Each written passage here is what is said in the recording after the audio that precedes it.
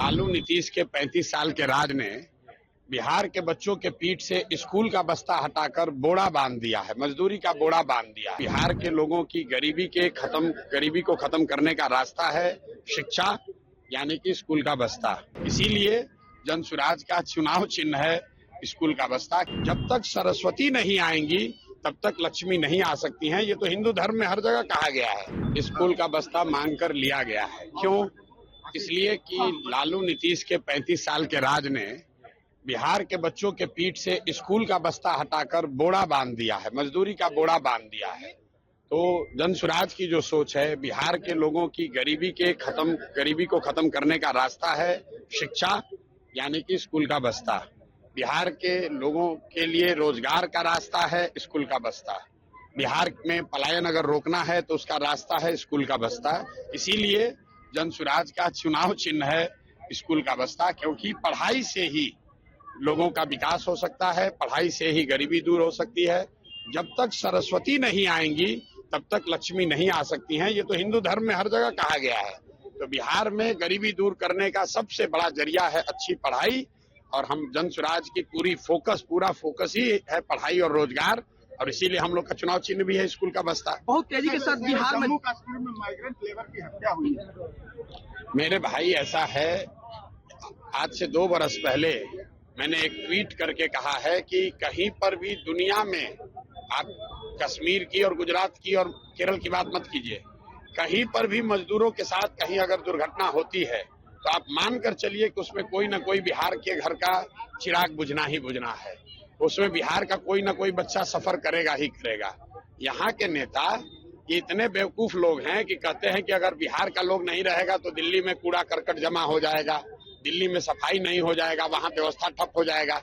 मेरे भाई, दिल्ली में जाकर ठेला लगाना, दिल्ली में जाकर साफ सफाई की काम करना, वहां सड़क बनाना, ये कोई बहुत गौरव की बात नहीं है।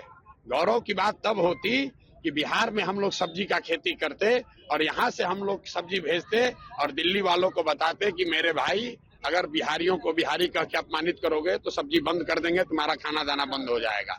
तब तो गौरव की बात होती। हमारे बच्चे जाकर अगर दिल्ली के सड़कों पर, बॉम्बे के सड़कों पर सब्जी बेच रहे हैं, वहां की सफाई कर रहे हैं, तो ये गौरव की बात नहीं है, ये अफसोस की बात है। लेकिन जो नेताओं का बयान आता है कि हम लोगों से ही बॉम्बे चल रहा है, हम लोगों से ही दिल्ली की व्यवस्था चल रही है, बिहारी नहीं रहेगा तो काम ठप हो जाएगा, ये गौरव की बात नहीं है, ये नेताओं की मूर्खता को दिखाता है। और ये दिखाता है कि 30-35 साल में कैसे लालू नीतीश के राज में बिहार में पूरा राज्य अनपढ़ों का और मजदूरों का राज्य बन गया है।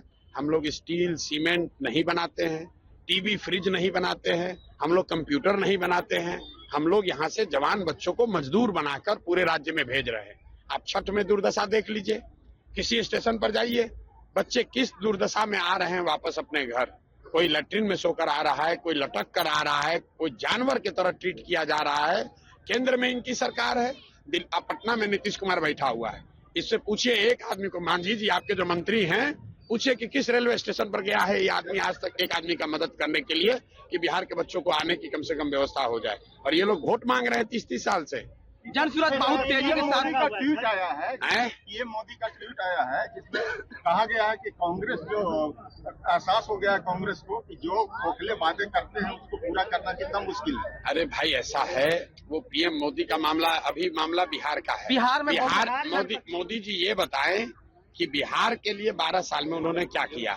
जो भाजपा के समर्थक हैं, मैंने उनको पिछले 2 साल से खुली चुनौती दे रखी है। भाजपा ने, मोदी जी ने बिहार के लिए कुछ किया या नहीं किया, इस बात को छोड़ दीजिए। मोदी जी ने बिहार के लिए पैसा प्रोजेक्ट दिया कि नहीं, इसको भी छोड़ दीजिए।